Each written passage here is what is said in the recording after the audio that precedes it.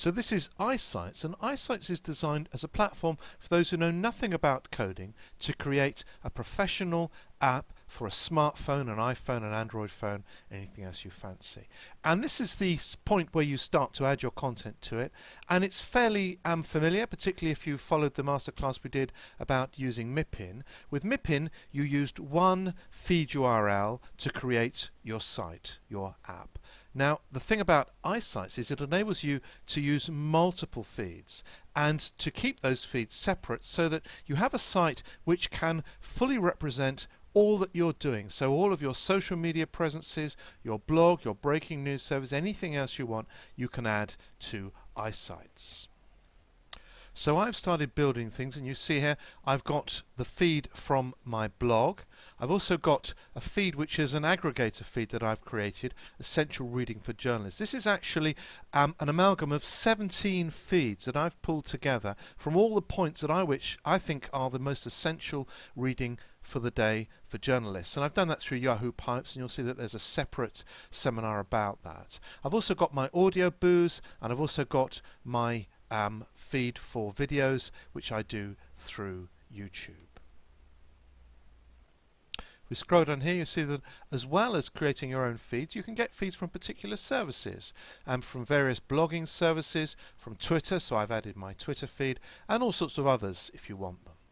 So here's a quick look at my feeds, and I created them all, put them all in here simply by getting the feed URL. This is my main blog, Write Edit blog. This is actually not a good representation of the way it will look, but it does at least show you that the content is coming in there. And here's my Essential Reading for Journalists feed. That's the full 17 feeds that I think we should be reading every day. And here we go. There they are, all are. Again, it's not a representation of the way it'll look, but it just shows you the feeds and the information where it. Then there are my audio boos. They're all there. And my YouTube video feed. And again, that's all the information that's coming in there. So the whole of my feed will be available. And as I say, I've also pulled in Twitter. So that's it for the content. The next point is to design the site, and I've had a go at this already. What I've done is I've created a logo for the top here, and I've sorted out the color scheme. Haven't needed to do too much, but essentially I've made things hopefully look reasonably nice. And here are the categories that I've got coming into this feed.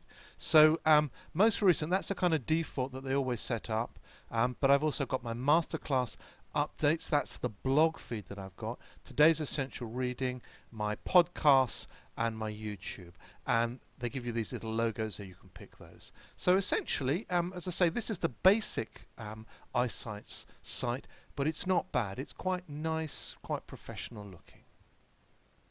And the third step is to publish, and that gives me the different prices I can go for.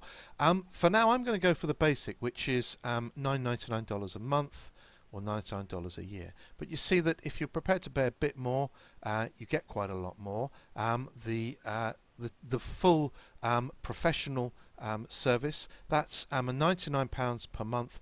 And $600 one-time setup fee, which is obviously expensive. It's not something that an individual freelance is likely to want to do unless they're getting a lot of business from this. But it does show you that iSites, while it works for the individual blogger, the individual journalist, would also work for an organization. And for that fee, essentially, you get your site onto the places you need it. You get it onto iTunes and the other sites, and so you can start very professionally making money and having a site which looks really good.